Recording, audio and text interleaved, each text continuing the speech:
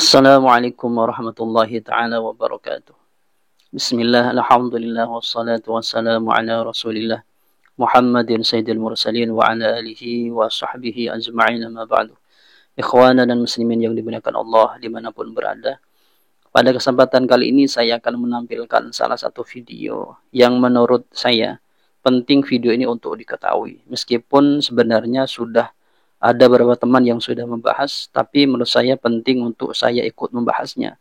Karena kalau kita tidak bisa memberikan kebenaran di dalam video tersebut, benar atau tidak yang disampaikan di dalam video tersebut, maka takut-takut generasi setelah kita atau orang-orang yang memang kurang informasi akan salah menanggapi atau salah di dalam menerima penjelasan satu sejarah di salah satu organisasi terbesar yaitu Nahdlatul Ulama. Seperti apa videonya kita saksikan sama-sama, kemudian nanti kita akan memberikan sedikit ulasan dan komentar ya. Habib Muhammad bin Idris Al-Habsyi ini punya menantu. Mantunya yang bernama Al-Habib Muhammad bin Ahmad Al-Mukhtar Bondowoso. Dan Habib Muhammad bin Ahmad Al-Mukhtar ini adalah salah satu pencetus daripada Nahdlatul Ulama. Nahdlatul Ulama waktu itu diciptakan, digagaskan oleh Habib Muhammad bin Ahmad Al-Mukhtar. Cuma karena memang Habib Muhammad ini keturunan orang Arab, waktu itu aturan daripada orang-orang Belanda dan Indonesia, seorang luar asing tidak boleh membuat satu firqah, tidak boleh membuat satu perkumpulan. Maka para habaib zaman daripada Habib Muhammad bin Ahmad Al-Mukhtar ini bermusyawarah bagaimana siapa yang kita tunjuk untuk menjadi ketua daripada Nahdlatul Ulama. Akhirnya tercetuslah Kiai Haji Hasyim Asy'ari. Kiai Haji Asy'ari ini tidak serta-merta begitu saja menerima. Begitu disuruh oleh Habib Muhammad bin Ahmad Al-Mukhtar untuk menjadi ketua Nahdlatul Ulama, ditolak. Enggak mau ya, tidak mau, hormat kepada habaib. Sampai 3 kali, akhirnya yang sudah sama kita tahu bahwasannya Kiai Haji Hasyim Asy'ari itulah yang pertama menjadi pimpinan Nahdlatul Ulama. Al-Habib Muhammad bin Ahmad Al-Mukhtar ini pun, kalau kita lihat di dalam video tersebut kan bahasanya kan begini. Yang mencetuskan, yang menggagas organisasi Nahdlatul Ulama itu adalah salah satu oknum dari kelompok Ba'alwi ini.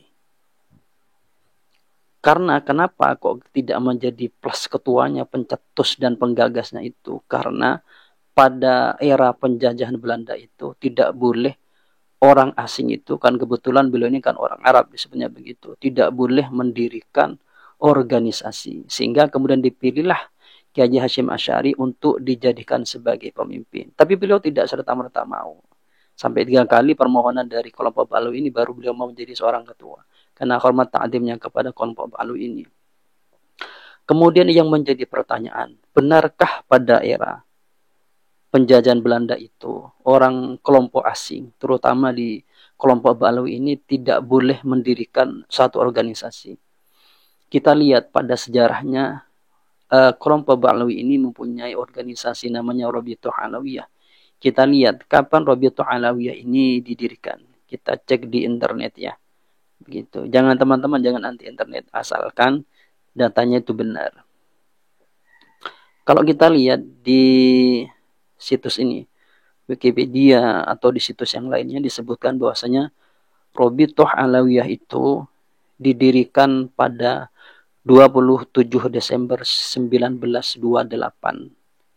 Dan disebutkan yang meresmikan itu, di salah satu juga disebutkan yang meresmikan itu adalah Belanda.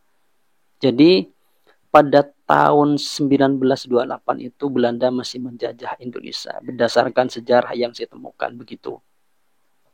Jadi kalau dikatakan pada era penjajahan Belanda, orang asing khususnya kelompok Ba'alwi ini tidak boleh mendirikan organisasi, sehingga organisasi yang dicetuskan, digagaskan oleh oknum Ba'alwi itu tidak bisa didirikan, maka itu sebenarnya keliru, tidak benar. Informasi yang disampaikan itu tidak benar, bisa dikatakan itu dusta.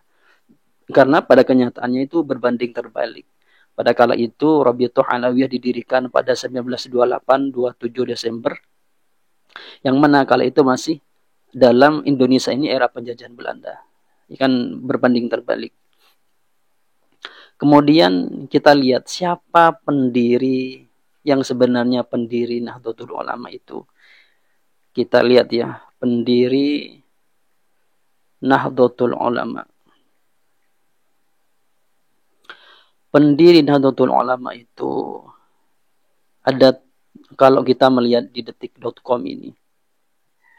Kenapa kok pakai referensi ini? Teman-teman juga bisa mengeceknya secara langsung benar atau tidak apa yang saya sampaikan.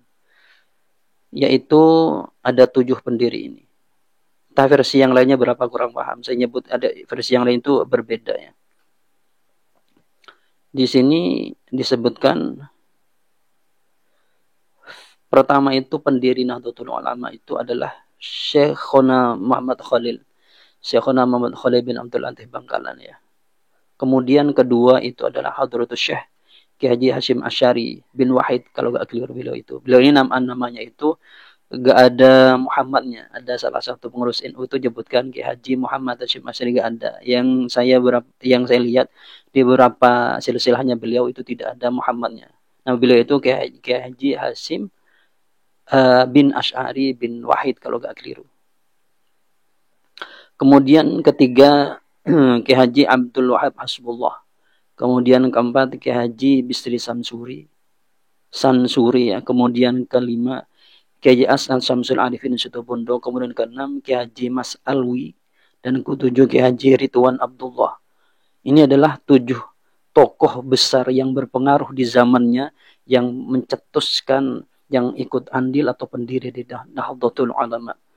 Jadi kalau dikatakan yang mendirikan adalah kelompok Alwi, mencetus penggagasnya, cuman kala itu tidak bolehnya Belanda itu orang asing mendirikan satu organisasi kelompok masyarakat di Indonesia, maka itu tidak benar informasi itu.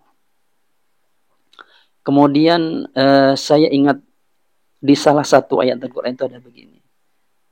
Saya sebenarnya ayat ini sering baca dengan teman-teman ya. Yaitu ayatnya فَبَشِّرْ عِبَادِ الَّذِينَ يَتَّبِعُونَ الْقَوْلَ فَيَتَّبِعُونَ أَحْسَنَهُ أُولَئِكَ الَّذِينَ هَدَاهُمُ اللَّهُ وَأُولَئِكَ هُمْ أُولُو الْأَلْبَابِ. Di sini kalau kita lihat ada salah satu penjelasan begini. Di dalam lafaz fayattabi'una ahsanahu, ahsan ini adalah binanya itu bina af'alut tafdil. Af'alut tafdil ini muqtadahnya atau digunakannya itu untuk ayyujadah isnani yashtarikani fi wasfin yakunu ahaduhuma arjahah fi hadzal wasfi minal akhar. Jadi kalau af'alut tafdil itu ada 2 perbandingan. Yang satunya itu lebih baik daripada yang lainnya. Jadi begini maksud saya. Kalau kita mendengarkan suatu informasi, meskipun toh kita anggap ini benar, maka kita harus mengecek dulu, cross-check dulu informasi ini. Benar atau tidak. Ketika informasi ini, misalnya, ini tidak benar, ya kita katakan itu tidak benar. Jangan begini. Karena orang yang menyampaikan informasi itu adalah orang yang kita cintai, toh dibilang begitu, anggaplah gitu. Kemudian kita membenarkan semua apa yang disampaikan. Tidak begitu kalau ilmiah itu. Maka kita tetap harus cross-check dulu pada sumbernya. Ketika kita mampu ya, cross-check benar atau tidak. Ketika benar, kita iakan apa yang disampaikan. Kalau salah, kita katakan yo salah itu. Tapi begini, untuk menyampaikan salah yang benar itu tetap kalau bahasa saya adalah dengan thoriqah dengan yang akhlak yang bagus. Karena prinsip saya begini. At-thariqatu ahammu minal maddah wa akhlaqul muallim ahammu minal muallim nafsi. Cara menyampaikan, metode menyampaikan itu lebih penting daripada apa atau isi atau materi yang mau kita sampaikan. Dan akhlaknya seorang muallim itu lebih penting daripada muallim itu sendiri. Karena seorang qudwah itu harus bisa menyampaikan, juga bisa memberikan satu teladan pada dirinya begitu. Mungkin penjelasan ini bisa memberikan satu gambaran terhadap teman-teman bahwasanya ternyata informasi dari video yang saya sampaikan tadi atau yang saya putar tadi itu tidak benar, yang dikatakan bahwasanya yang mendirikan Nahdlatul Ulama, organisasi terbesar di Indonesia ini, adalah kelompok atau salah satu oknum kelompok Ahlul, itu tidak benar. Ya mungkin ini yang bisa saya sampaikan, dan teman-teman jangan menilai apa yang saya informasikan ini berdasarkan kebencian, tidak. Sesuatu ilmiah itu tidak berdiri di kebencian atau senang, tidak. Tapi ilmiah itu punya ruang sendiri untuk menyampaikan apa yang disampaikan. Itu jangan anggap seperti itu. Karena memandang begini, Imam Syafi'i itu mempunyai begini, bila pernah pendapat begini beliau, atau mempunyai, kalau bahasa kita jargon begini, yaitu bencilah kesalahan, tapi jangan benci orangnya, begitu. Jadi kita ketika ada orang berpendapat, sanggahlah pendapatnya, tapi tidak benci orangnya itu, atau sayangi orangnya, begitu. Di dalam kita menyayangi seorang itu tidak mesti dengan bahasa aku cinta kamu, aku suka kamu, tidak. Kita dengan perbaiki tingkah lakunya, membenarkan informasi yang disampaikan, itu juga salah satu tanda atau cara kita mencintai seseorang. Mungkin dari saya seperti itu kurang lebihnya. Wallahu a'lam bishawab. Assalamualaikum warahmatullahi taala wabarakatuh.